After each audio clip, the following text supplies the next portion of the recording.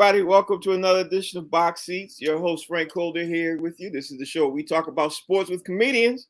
And as usual, I got to bring in, I was about to bring in talent, but he fell out. So I don't know what happened to T. I'm going to give him a couple seconds. Okay, look like he's trying to come back. I think he hit the wrong button. But Fig, how was your weekend, bro? Man, it was good, man. Spent my anniversary with the boss, man. We had a good time. Oh, man, happy anniversary. T, you in the building. What so up, baby? Paul? You hit the wrong button. He fell out? He got his mug today, look. All right, so we're going to get the show started today. I'm waiting for the other guys to come in, man. Let's see. First of all, this, like I said all the time, this is the show called Box Seats. This is where we talk about sports with comedians. Let me get my questions up right. Let me get my position right. Let me see. Okay, let me do this. And I'm gonna ask talent first. All right, I'm gonna hit you Fig too in a second, but just saw the news this morning that the Houston Texans is settling their claim. Basically, they reached settlements with the 30 women who accused former QB Deshaun Watson of obviously of various sexual levels of misconduct, according to their attorney Tony Busby. Now, T, we all been hearing about this. We knew it was going to happen sooner or later. We knew it was going to happen eventually. Houston basically expedited the process, I think, with the NFL. Are you surprised, not surprised? What are your thought process at finding out that the Houston Texans reached an agreement with these women? Sound like they got paid, if you ask me, from Houston. Of course. No surprise. That's all they was waiting for. You know, they wanted some sort of extra compensation, which I totally understand. You know, as much as I'm for the players, I do understand the business side of things. And when people get caught in a rut, that's a rut. You got one of the top QBs that wake up one day and say, I want out of here. That throws the whole process into shambles. Yeah, you might have got a little trade off or a couple of bucks for him, but you feel like you owed more. Right. So with that being said, what's your thought process on this, Fig? I mean, we know that there's money been in there. There's money that's been, obviously in this. Do you think it's settled so fast because, listen, training camp starts this week for a lot of camps? What do you think? Possibly so, and also that these young ladies and their attorneys sued. They sued the organization. They sued the actual team, and you don't want that. It's one thing that you don't want lingering over your head during the season, right. And then they probably promised them in the beginning and say, "Hey, listen, if you bring this lawsuit, we're gonna guarantee you X amount of dollars whether you win or lose." Yeah, right. At least 100,000. Right. All right, so I'm gonna go to the next thing. I'm gonna ask you this, man. You know, we always do rapid fire. So my rapid fire question for you, and I'm gonna start with you, T, while we wait for the rest of the guys to come in, is we all know Davante Adams left Green Bay and he went to obviously the Raiders. What's your thought on this? Do you think Davante Adams or Aaron Rodgers, which one of those two would be hurt more by the separation of the two? Who would be impacted more? Do you think it'd be more Davante Adams, or do you think it'd be more Aaron Rodgers? And tell me your thoughts and why. Okay, well, I think it's Davante because you understand. I always say this same thing applies in sports like basketball. There's somebody that controls the rock, and there's somebody that needs that person to get the rock. When you are the person who needs somebody to get you the rock, you're always at a bigger deficit than the person who the rock is guaranteed to go. The rock is guaranteed to go in Aaron Rodgers' hand. Mm-hmm. He's under the saddle. He hikes the ball every time. The first place the ball goes from the center is to the quarterback's hands. Now, what the play is called and where that ball goes after that, that's all to the play calling and to the quarterback. So that part alone affects him more than it does Aaron Rodgers. Secondly, when you look at each person or player's tenure in the league, mm-hmm. Aaron Rodgers is a quarterback that played with a plethora of other players and receivers. They come and go. Right. So he's the constant when it comes to Green Bay. Keep in mind, he's the one constant. So no matter who my two main receivers are each year to year, that may vary, which it does in the NFL. I'm the constant. So the constant is affected less than the person that's shuffled around. Because now, let's say you played a season with Aaron Rodgers and you got 1,000 receptions. Now you go to a new team, different system, different quarterback, and they throw you the ball 50 times. You can't call it in that position. You know what I mean? The constant is the core. We already know it's a quarterback league. Aaron Rodgers being one of the best ever did it, but more importantly, his tenure tilts the scale. Interesting take. All right, so since we talk about QBs, I'm gonna flip the scale with you, Fig. Will Joe Burrow ever lead the Cincinnati Bengals to a Super Bowl? In your thoughts, and win? Because he got him to the Super Bowl before last year. Do you think he's gonna ever get them a W in the Super Bowl? Wow, that's difficult. And let me tell you why. Because once you get to the pinnacle, then you no longer the hunted. Now you're the hunt. Now you're the hunted. You know what I mean? So those teams that possibly overlooked them last year, they got them circled on their schedule this year. Now, even though they didn't win the Super Bowl, they got there. They were part of the dance. Teams are going to be, zeroing in on them. That's the team. The two teams that make the Super Bowl. When you're playing them, you got that circled on your calendar because that's the height that you want to ascend to. That's where you want to be. And in order to get there, you got to at least beat this team. Right. So you focusing in on that team. So I find that and then football is one of the most difficult sports to repeat. You know what I mean? To get back to the dance or to the championships and, somebody make it to the Super Bowl and then, in football, sometimes they don't even make the playoffs. So it's a long shot at best. If I had to bet money on it, I would bet it would be, I'd say at least 2 to 3 years before they'd be able to get back again. Oh, wow. And if they could win, because, like I said, you're the hunted now. Now everybody's gunning for you. You're the top dog. Everybody trying to knock you down. Yeah. Okay. Not a bad take on that. On the flip side of that, since we're still talking about QBs, will Sam Darnold be traded if Baker Mayfield takes his starting job from him over at Carolina Panthers? Ooh. I don't think so. I don't think you have an option of getting rid of viable quarterbacks, regardless if they want to start or not. I think every quarterback wants to start. But I think as a team, you have to keep a viable backup. As we've learned more and more as these seasons progress, it's more likely for your quarterback to get injured than it is not likely. This is a different game. Even though they got all these rules to protect the QB, it seems like they're still going out, whether the injury is due to a tackle, a hit, or just a bad landing, if you will, or a move or adjustment. But we've watched more teams result to backups in the last 2-3 seasons than we're used to. So I think that even if you lose your starting job, you keep this other viable quarterback if you can.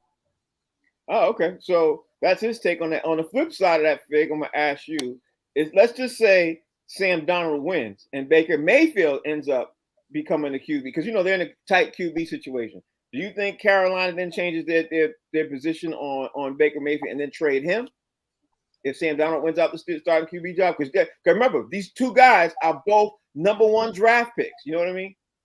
I think they can get something for them. What you think? I think it's very difficult because right now it was difficult to get off of Baker Mayfield. Pause. It was difficult for Cleveland to find a buyer or a suitor for Baker Mayfield. So unless there's some significant injuries throughout the league and somebody needs a quarterback, I think it'd be very difficult to be able to then go trade him or to get back anything significant for him, because Cleveland was trying to get something significant for him, and they don't even know if Deshaun Watson is going to play this year. And they tried to get something for him, and they couldn't get anything. And he wasn't, look, as far as quarterbacks go, he's not getting paid that much money.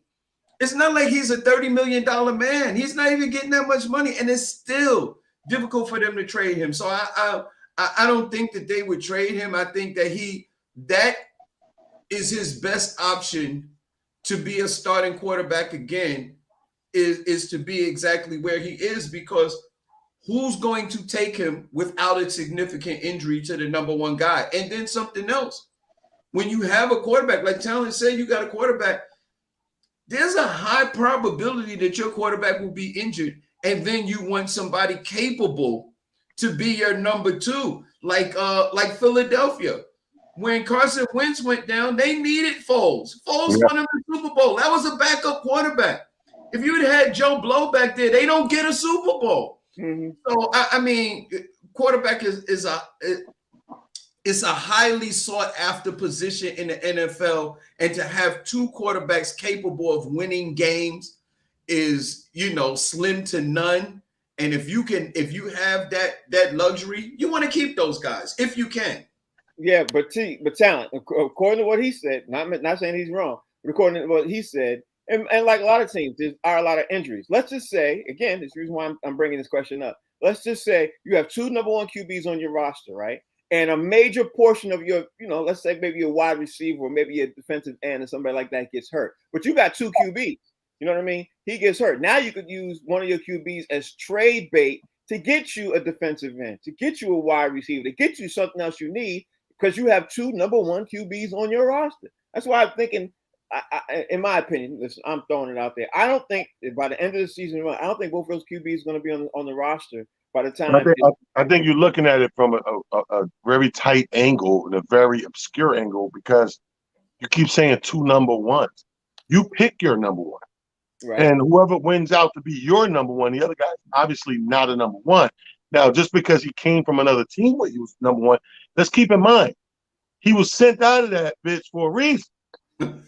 Yeah, but I'm saying they both drafted. They both were drafted number one picks. Baker. But you gotta let that go, Frank. You can't go off the draft the draft is only as good as you come to the league and show us what you got. Mm-hmm. The draft is your leverage and bargaining coming into the league. Once them years go by, and let's say you stink up the joint, nobody's caring about you came number one in the draft no more. Everybody's dealing about what you're doing now, how good you are now, and how you can help my team now. So what I'm saying is, we've watched Baker Mayfield come to a point. Like, see, Sam Darnold's not at the same point as Baker Mayfield. Sam Darnold did decent work with lower expectations, let's say. Yeah. Mayfield's expectations was double or triple of a Sam Darnold. So his letdown margin is way wider than a Sam Darnold. Sam Darnold, to everybody right now, if you took a poll and a consensus, they'd be like, yeah, all right. Mm-hmm. But if you said Mayfield, they'd be like, yo, he was a bum. Now, mind you, we could pull up the numbers, they could be kind of even. But it goes off of the expectation level when you bust. Paul. And Frank, think about this. You said they're number one picks, but neither one of these guys are on the team that picked them. So are they number one picks? That's funny. No, he's absolutely right. He's absolutely right. All right, T, you got the next question, man. If Gronk comes back, if Gronk retired, like, he retired, right? We expect him to retire. Do you think Gronk will make a comeback? Because a lot of people 50-50. Let's say the Bucks are mid-season 9-0, 10-0, and people are thinking 11-0. They're on their way to go making a Super Bowl run. One of the tight ends get hurt. You think Gronkowski comes back? First of all, it's raining cats and dogs. It just came out of nowhere. I didn't expect that. It's great. Okay, here's what I think. I think Gronk and Brady get along so good because they have something in common. They love the hoopla. They love the anticipation. Is he coming back? Is he not coming back? And of course, they're in love with each other as players, right? So I always thought he was coming back just because when Brady decided to come back. So you don't want to make that history without him. He's in the history books with Brady. So I think he's coming back. All we got to figure out is a matter of time. Is he going to, like you just said, wait until game 9 and somebody get hurt and they need him? Or is it going to be a dramatic? I think he comes in earlier. Because I think Gronk is not a stupid football guy. I think his football IQ is very decent. And I think he knows that he needs weeks to work back into whatever form of fashion he needs to play in to be effective for that team. I think he's not that done that, oh, just pop in week 9 and make it. I think Gronk knows the preparation it takes to go in there. And you got to realize, coming off the last season, when they really thought they were retiring, you know what people do when they retire? They get real out of shape. He went right to the supermarket, got ice cream sandwiches, Doritos, TV dinners. You take Swansons. He did everything he wasn't normally supposed to do because he figured it's over. And then here come Brady. Hey man, Brady probably called him right before he did the announcement. Probably called Gronk first. He said, "I hate that." Gronk was in the middle of a double cheeseburger on a sesame seed bun, and Brady said, "You ain't gonna believe this, man. I gotta get back in the game." And Gronk said, "Who?"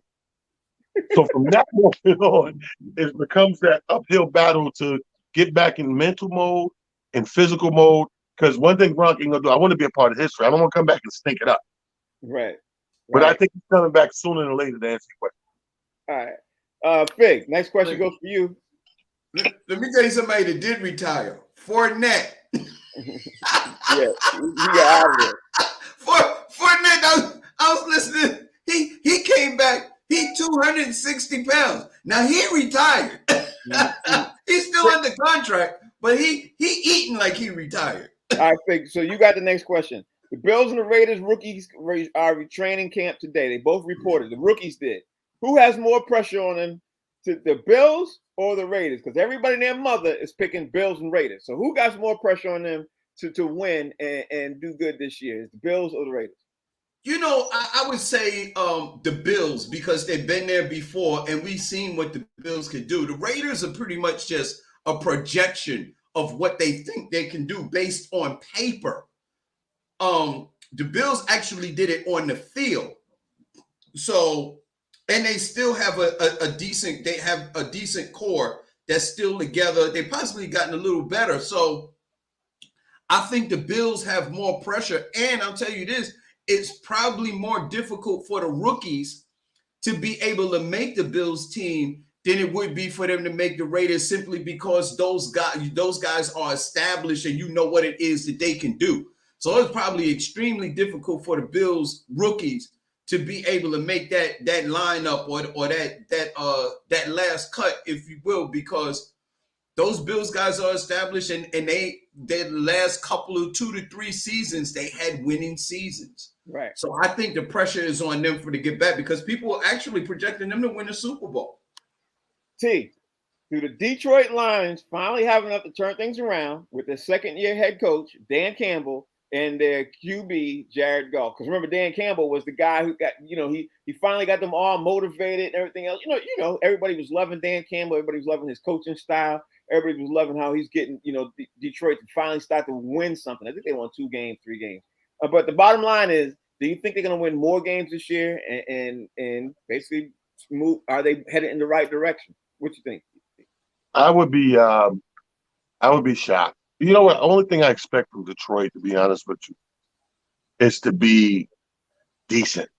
I'm happy with a decent Detroit team year after year that gets to that wild card game, maybe, give somebody a scare, give them some hard work to lead to the next playoff game. Because Detroit, since in my lifetime anyway, they just never seem interested in the complete package of a team. Mm-hmm. I think they've always did something at one corner of the game or not, but never the complete package. Like, teams sit out here, play shuffleboard for a whole year to try to get a complete team. Detroit's only the team I know that's never been in the mix of that since I've been watching football. Like, they'll put a ton of low money in a running back, and they'll ride with him for years. Then they'll grab a Megatron or somebody in the receiving end and run with him for a bunch of years. Then they'll grab a all-star defender, run with him for a bunch of years. They'll get a good coach, a bunch of years, management, a bunch of years, but never collectively.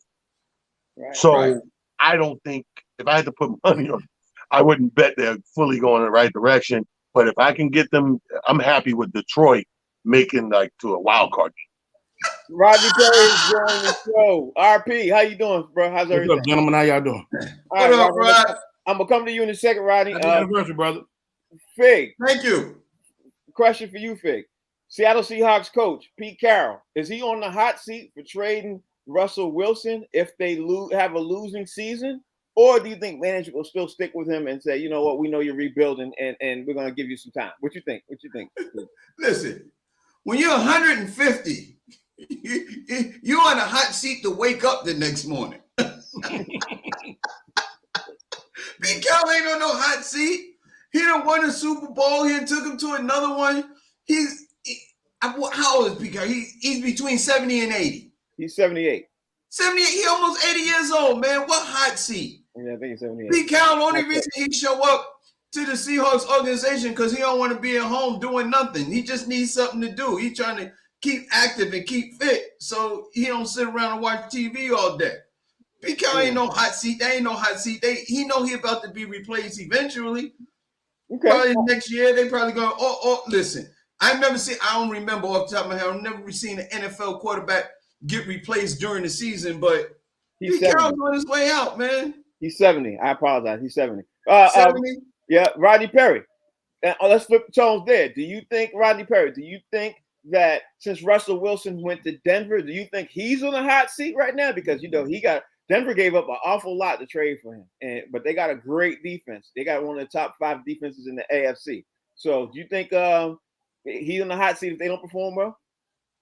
I mean, everybody's on the hot seat if you get your ass whooped, but the reality is, they happy to have a Russell Westbrook. They haven't had a good quarterback in a long time, so they did what they had to do to get one. So no, short answer, no. Russell Westbrook is not. Russell Westbrook is on the hot seat, but Russell Wilson is not. Well, the thing is that Denver hasn't made the playoffs since Manning went to the Super Bowl with them. So that's understood. Yeah. I hear that. I hear that. But what I'm saying, Mr. Frank, is that they not in no hurry to get rid of him either. I mean, right. they're not going do everything they did to get him and then give him one season to get it done. So he'll at least have 2 or 3 seasons. That's expected. Yeah, I would expect that too. T, should the Eagles be the favorites in the NFC East over the Cowboys, Giants, and the Washington Commanders because of the moves they made and with the new young QB? What do you think? I think that's a horrible division right now. When I was growing up, that was a very exciting division. Mm-hmm. Smells like boo boo. Anybody could be in the top of that division. Matter of fact, Frank, I predict Mount Vernon High School JV football team. Wow. Will be at the top of that division this year. Mm-hmm. And that new QB they got a QB in JV straight out of special ed. This dude arm is miraculous. So look for my Mount Vernon High School junior varsity Knights. They call them Mount Vernon Knights, by the way. No, I think real talk. That's up for grabs like last year. All right. So all the way to the end of the damn. Look at that division last year. We couldn't call it. Yeah, but the first 7 games, if I remember correctly, Dallas was 6-1. Man, people were thinking they were going to go to the Super Bowl. You just thought they was the one, and then all of a sudden, Dak Prescott went to Baskin and Robbins. Slipped on some butter almond ice cream, and it ain't been the same since. And remember the meme went crazy. Remember the meme caught on the little workout Dak Prescott meme. It was a whole thing with him working out. But to be honest with you, I don't know, Frank. Everybody got decent quarterbacks, but that division is struggling. Probably for the same reason I just mentioned with the Detroit Lions. Name a team that's complete. Yeah, that's true. That's true. Speaking of the Dallas Cowboys, Fig, should the Cowboys take a load off of Dak Prescott? Amari Cooper left. CeeDee Lamb is still there. Michael Gallup is about to be back because he was injured, and Ezekiel Elliott is there. So should the Cowboys take a load off of him and get another running back, or do you think the Cowboys are good as is right now since they didn't make any major moves to add an additional wide receiver? They all right in their division because they ain't got no competition in their division. Ain't nobody doing nothing over there. The Commanders, formerly known as the Redskins. Oh God, I forgot. I couldn't even call their name. The Washington, whatever they used to be. Wow. The Giants ain't doing nothing. And Philadelphia seems decent. Okay. But listen, they don't even have a running back, let alone another one. No, because Zeke Zeke ain't played since he got his money. He went to Cabo, and Jerry said, all right, we're going to pay you. And he ain't did nothing since he came back. And they are going to the Super Bowl, Frank. Jerry buys the whole team tickets every year to go to whatever Super Bowl it is. Unbelievable. Rodney Perry, the Madden top 10 came out, right? And the crazy thing is, I saw somebody say something. I didn't even notice the top 10, the Madden top 10. The number one wide receiver the Madden picked was Devontae Adams. I know you play Madden all the time. Mm-hmm. But, you know, my man said, I forgot the guy's name. He said, Jamar Chase ain't in the top 10. And I looked at the list, and I was like, wow, shocking. He's not on the list. You got Devontae, Cooper Kupp, Tyreek Hill, DeAndre Hopkins, Stephon Diggs, Justin Jefferson, Mike Evans, Terry McLaurin, Keenan Allen, and Amari Cooper in the top 10. Jamar Chase isn't. Are you shocked by that? Who is he better than? To me, I mean, everybody's different, but to me, Amari Cooper didn't play a whole season. Terry McLaurin, he got a 91 rating. I would have took Terry McLaurin in, but Jamar Chase from the Bengals, do you remember how good he had a season last year? So, but it was two guys on the Bengals that was outstanding wide receivers. All right, so you're saying you agree with? And well, I mean, you got to play Madden first of all. So when you look at Madden, you look at Madden ratings, you look at speed and catching ability, and so like probably out of that those 10, outside of what was the number one guy? Devontae Adams. Outside of Devontae Adams, everybody else is a 98, 99 speed. Even right? You think Cooper Kupp and Tyreek Hill? Really? Tyreek Hill is absolutely a 99 speed. I thought he would be as high as I thought Tyreek Hill and Cooper Kupp would be as fast as Devontae Adams. That's what I thought. No, Devontae Adams ain't fast. He just don't drop balls. Mm-hmm. You know, and so I mean, I hear what you're saying about Chase, man, but the Bengals have yet to improve themselves, dude. The short answer, team wise, and so I think that's why he had to take a little backseat. I'm sure he's not far out of the 10. Well, at the end of the day, he was actually he was 15. I didn't even get the. So there's 4 other dudes better than him. That's what they were saying. But I was saying, in my opinion, looking at this, I was like, Jamar Chase would be in my top 10. That's what. But I don't know how you rate. But players hate these lists every year because you know it don't. But it adjusts throughout the season, so they just set it, and then you got to play your way out of it if you want to say something. All right, so let's keep the rapid fire going. We're going to jump into the NBA, man, and over the weekend, LeBron James put up 42 points, like in the Drew League and everything else. Kyrie Irving was supposed to show, he didn't show. People are talking about it this morning that LeBron showed out and everything else, and he was trying to prove a point that I don't know what kind of point he was trying to prove. You know what I mean? I don't even know why he played. He looked young. He looked really young out there to be his age. We'll come to you in a second, Rodney. We'll come to you and say, what's your take on this? Before Rodney put words in his mouth about you, T. What you think? What you think? You gotta love Rodney, and what's the dude's name? What's my man's name on First Take? Shannon Sharp. those are the two ride or dies. Those are the LeBron ride or die. Shannon and Rodney. First of all, let me say this, man. Shout out to the Rucker on TV. Look really good watching the Rucker. That was LeBron. I don't know what he's trying to prove. You can't really. They statted out. You can't get another stat. He's trying to start the stats early, Rodney. I don't know what he's trying to prove. We know what LeBron is. We know who he is. We know what he could do. Maybe it's just a fun thing, man, because I play ball. When you play ball, the summertime, you love to get out there. It's boring not to play ball. So I guess he's getting that point where you got to keep in mind, this is a guy that missed the playoffs, right? So it's a lot of time between playing some quality ball. So it ain't like he went 3 rounds of the playoffs and still in rest mode. He was in Cancun when the playoffs was going on, dropping 33 a night at the bar in Cancun. 3,300. So I think it's more of a get back type of thing, like get back into the groove. And he's playing with supposedly quality players, so it ain't like he's just bum rushing some kid's playground. I think he's ready to get back in the swing of things. That's all.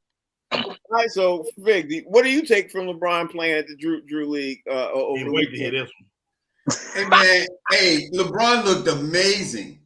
You know what I mean? He was playing against Rayford Austin, which is known as Skip to my look. Malou.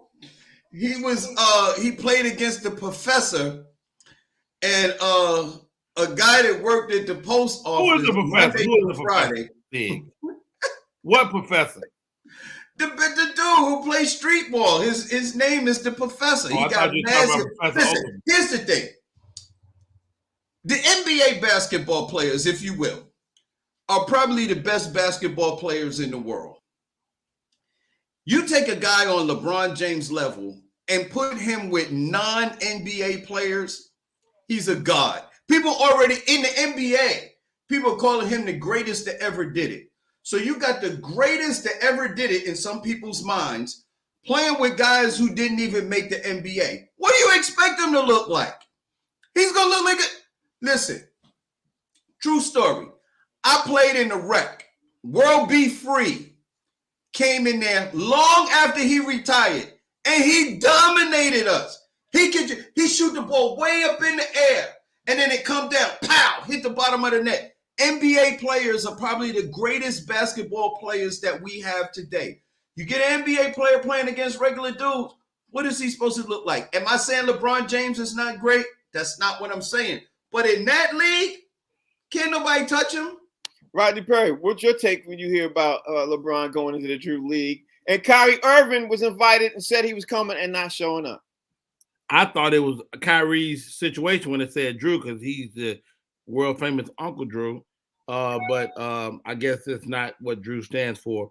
I watched bits of the game. It is a pro-am, but that doesn't diminish the greatness of the great LeBron James. I mean, really, it was other pros out there, dude. He played with like 4 pros, and they wasn't a blowout. They won by 2 points. Yeah, but literally. Is that good or bad? Like that don't sound like it's good. You know what I mean? I'm just saying they won by 2 points. I mean, some people can look at that and be like, they almost lost, but you either win or lose in basketball, as far as I know. So, the long and the short of it is, I think it was good to get out there and run the court. Of course, they like most people, they've been sitting around chilling for the last few months. Whether that be because of the lack of playoffs or whatever, they just wasn't playing. So it's good to get back on the court, run the court. He looked great. He looked slim. He looked fit. And I think he's going to have a great season this year. Absolutely. I think so too. Yeah. All right, rapid fire questions, man. James Harden told management to improve the roster. He made some pay cuts and everything else. It was like he was giving them permission to do whatever they needed to do. He skimmed off $15 million off of his paycheck and everything else. So you like hearing this if you're a Sixers fan? Yeah. If I'm a Sixers fan, I'm like, oh, good. He's going to stay a while. That's it. That's all that means. That give you a sign of you see what you want from your players. These guys, especially guys like Harden, who kind of get a big question mark on your shoulders. Like, you don't know. Has he bought into us trying to win? Is he already plotting his next exit?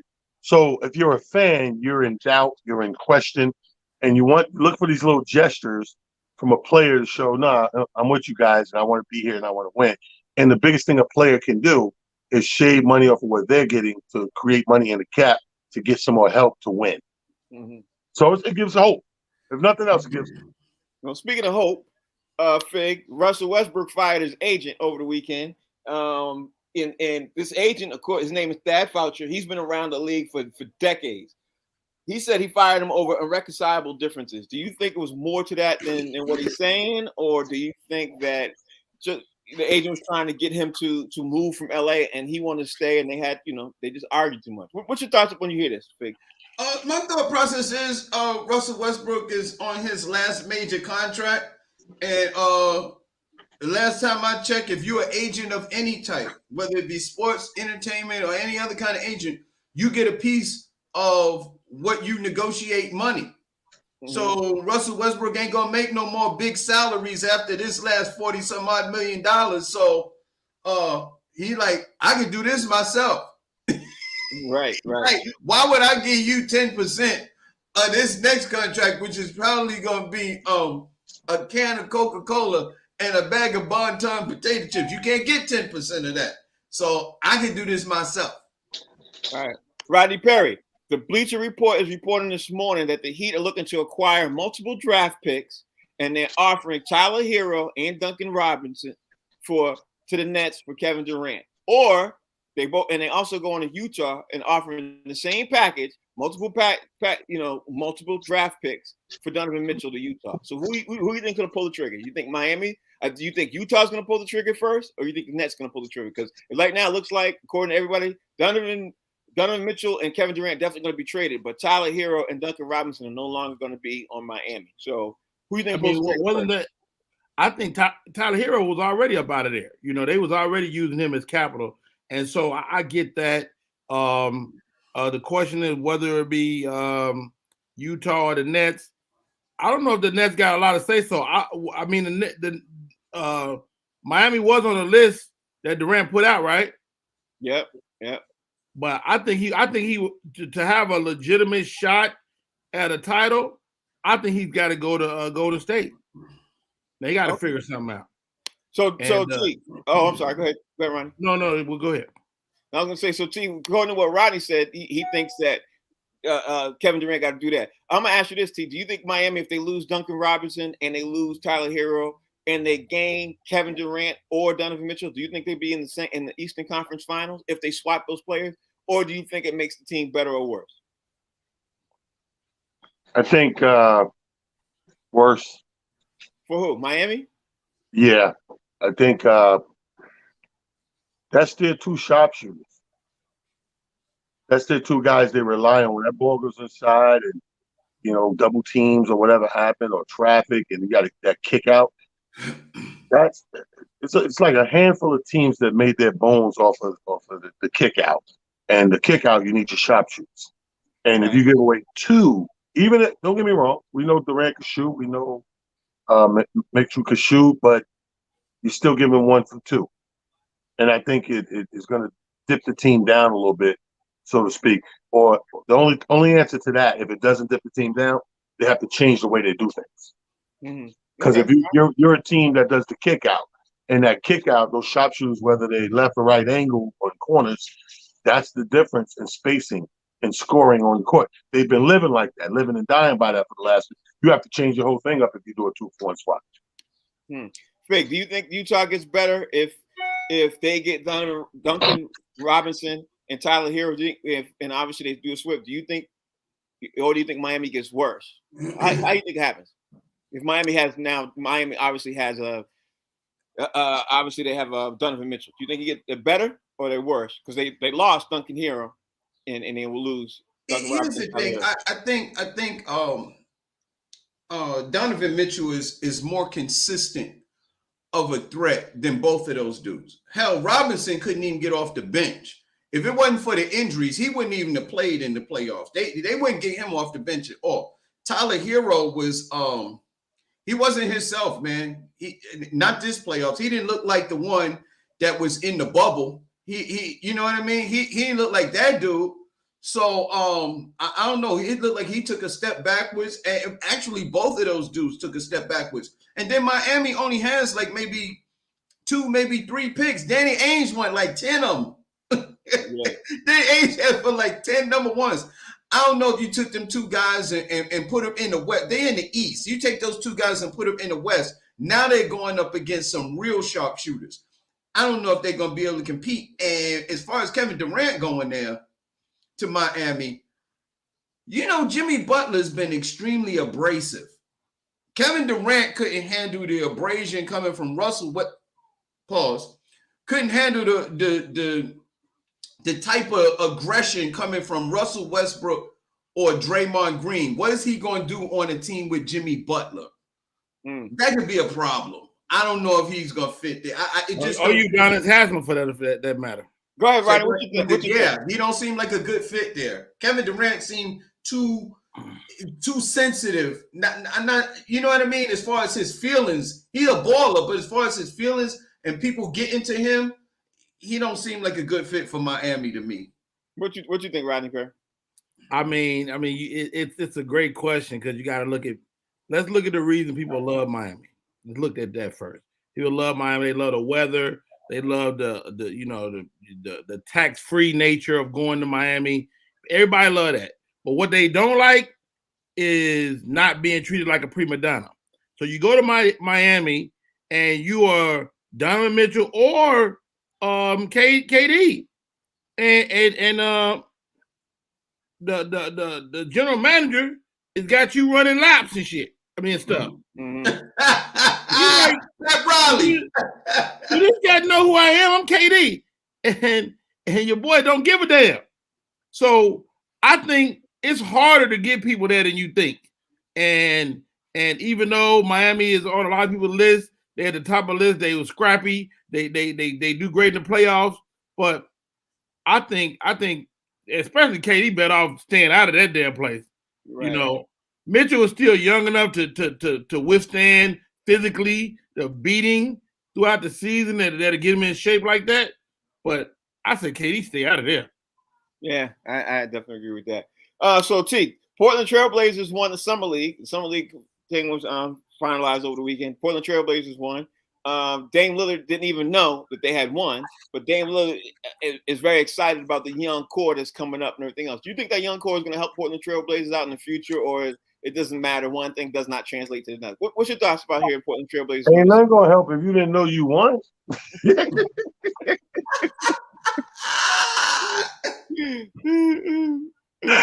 I can help if you ain't know you won. The whole point of winning is to boost morale. They caught this dude. Hey, congratulations on what? Yo, what? Something. Hey, man, we're gonna be all right. We won. Let me see the score. You don't even know. The whole point of this thing is to boost morale. How can these young dudes help if the people that's already on the team don't know you won? Yeah, that's like, who are these guys? They're the champions of what? Summer League. That's your team. They won Summer League. Oh, cool. Like, dude, that's the dumbest thing I've ever heard. Obviously, a core of young players helps anybody.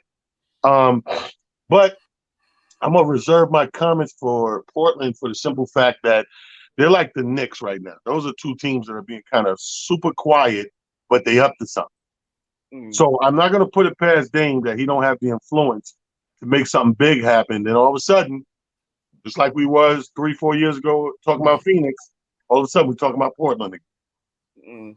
Yeah. Speaking of that, Fig, JJ Redick picked the team called the Detroit Pistons, saying that within 3 years he thinks they're going to be contenders because they obviously got Cade Cunningham, they got a couple other players, and he's saying like Orlando because they're playing positionless basketball. These guys are all long. You know, the Detroit Pistons are like that. The Orlando Magic are like that. And don't worry about that. What I said, Fig. Just stick with the question. Do you think that what JJ Redick is talking about? Do you think the length of the team, because they all playing positionless basketball, you think that's where the league is going? What you think? That's kind of funny, man. You know, they do have a lot of decent young players. And the fact that he said 2 or 3 years sort of lines up with when a rookie starts to get like, you know, that NBA, I call it the NBA legs, or he really understands the NBA game, the officiating, the speed. They begin to adapt at about 2 or 3 years. So that's just about the time. If these guys, if they can keep that core together and they can keep them healthy, that's just about the time where these guys might be able to make some noise. They got a lot of nice potential over there. And that's right about the time where a young player would start to make some noise in the NBA. So it's not far-fetched. Okay. Riley Perry, in the Summer League, James Wiseman and a couple of these Golden State Warrior guys looked really good during the Summer League and everything else. A lot of people are saying that the Golden State Warriors are going to repeat because of how good the Summer League guys look. Do you think the Summer League guys are going to have a lot to do with Golden State getting back to the finals and repeating if they do? Or do you not see them repeating? What's your thought process? I mean, of course, we'd all like to see the Golden State Warriors repeat, but it won't be because of no damn. No, he wouldn't. Huh? No, he wouldn't. No, we all would not like to see them repeat. So go ahead. Frank don't. Frank. Let's all know who's not going to repeat the Boston Celtics. But look, you're right. They're not going to repeat losing in the finals. But go ahead. Oh, they're going to lose way before the finals. That's another story. All right. Look, man. No, I love Golden State, everything they stand for. They are still aging. You're going to need those young guys, but they won't be the tipping point. And you know, I mean, you guys got into that other conversation about how long those guys are out in Detroit, man. And let me chime in on that because I had a thought and I wrote some notes down. Size does matter. Size matters, and the length absolutely matters. But you also have to look at the girth, you know, and sometimes as you factor a person's length and or girth, you probably end up with a quality player, man. So I mean, you can ask any woman out there that has an NBA player for a boyfriend. Length matters, but so does your width as well.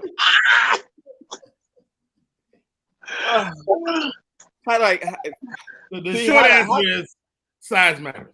Okay, so I don't even know how we get. I don't know how we even get there. I don't know how we get. All right, so last couple of questions because obviously the time is sneaking up on us. Can we take that little sign down that's covering Fig's face?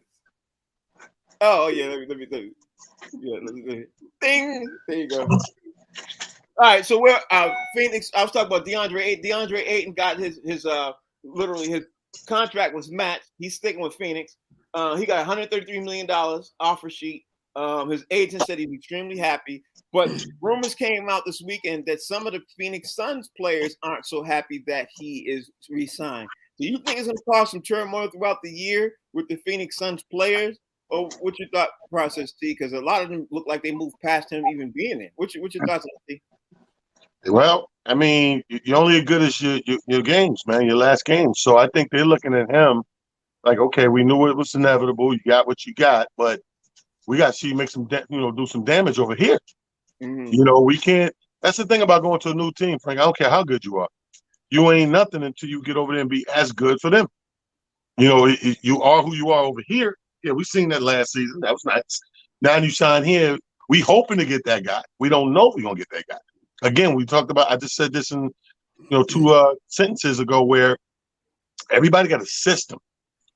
And we've, as NBA fans, we've watched people ball one way in one system and not be as good in another system.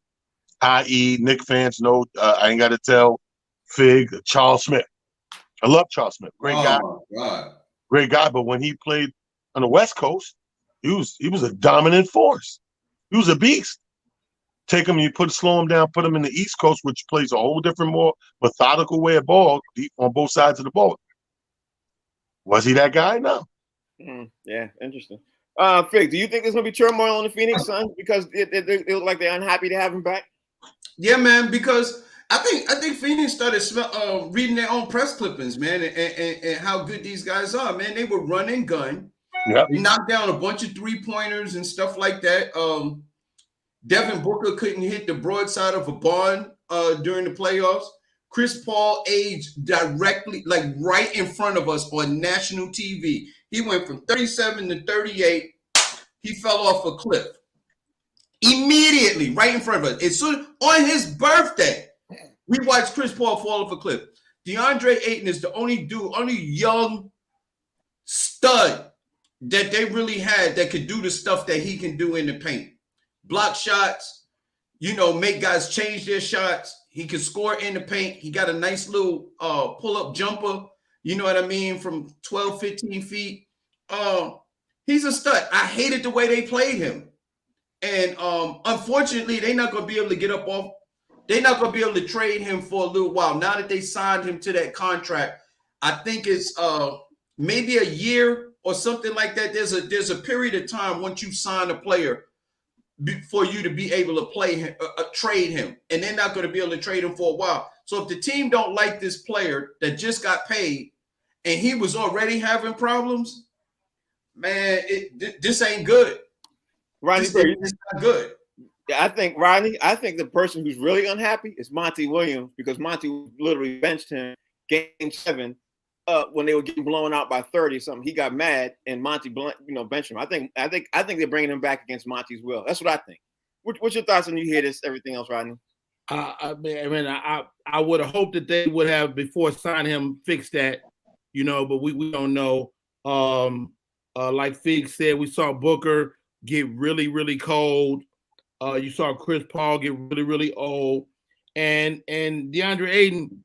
You gotta look at it like this, guys, and I say this all the time. Y'all like to chuckle at my antics, but the Phoenix Suns are an ugly team, and DeAndre Ayton is the head of the ugly people, and so you can't get rid of him because you want to maintain your ugly integrity. So you're gonna keep DeAndre Ayton.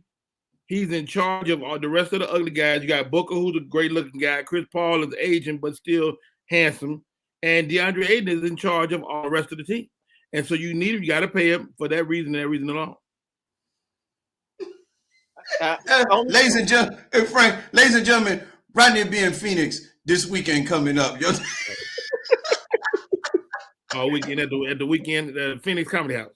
There you go. Phoenix Comedy. All right, so before we roll up out of here, I wanted to at least take a minute. Do y'all disagree? Phoenix is ugly guys. Do y'all disagree? Not my type. There you go. I see, Talent was quiet on that part. How was your weekend? Talent friends with these guys. DeAndre Ayton is an ugly man, right? I mean, just off the top. I mean, just stay. Yeah. You got a good point. I'll say you have a valid point. His whole spiel was very valid. There should be, matter of fact, they should make a separate committee. I know Chris Paul is part of the president of the players committee, but what about the ugly play? Did you say he had chlamydia, or what'd you say? No, committee. Only you. Chlamydia. I was about to say, you said he had chlamydia. I was like, what? I like that. That's a great idea. Yeah, they need to separate, like you said, the ugly play. Sam Cassell kind of help them get it together. Yeah, facts. That's a fact. Yes. So tell me, how was your weekend, man? And I know, Talent, you're the only dude I know who when you pump out flyers, you pump out 7 at a time. You're the only dude I know, like fly. I'm like, okay, where's this dude at this weekend? I have a hard time trying to keep up. Well, I try to do my part, Frank, so nobody can't say I don't do my part. Who's your flyer? They always say we want to give you the big bucks, you don't do your part. I do my part. Now if you want me to go heavier, there's a fee for that, but I do my part. I let the people know where I'm going to be. This weekend was stupendous. We had my comedy brunch yesterday in West Orange, and then after that, Philly at the Met Theater for Tommy Two Smooth's taping of all his characters. He did a special where he did all his taping for all the characters, stuff like that. The Sunday was stupendous, man. It was dope. And Fig, where did you take the missus for your anniversary this weekend? And it better not. The first place we stopped at was a jewelry store. Yes, that makes sense. And I bought her a nice little piece of jewelry for her finger. And then we went to this place, man. It's like an Italian style restaurant called the Recovery Room, man, on Ocean Drive. Beautiful, man. Great food, nice atmosphere, man. Not too far from the house. It was amazing, man. We had a good time. I keep trying to tell you guys, save money on these rings. If you just go to the bubblegum machine, they have the thing. You don't know which one you get, but when you take the thing off and take it out, that ring, 50 cents. That's why he's single, y'all. That's why he's single. Rodney Perry, tell me about your weekend, because you didn't. Okay.